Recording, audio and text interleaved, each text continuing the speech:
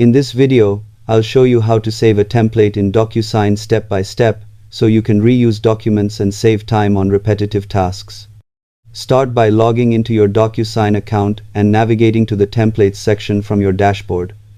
Click on Create Template to begin, then enter a clear template name and upload the document you want to reuse.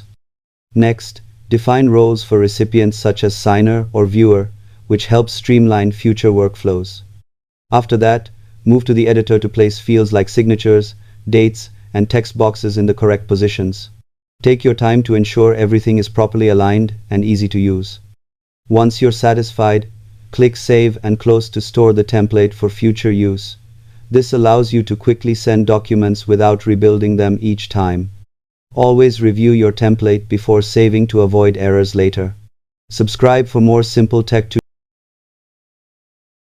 tutorials.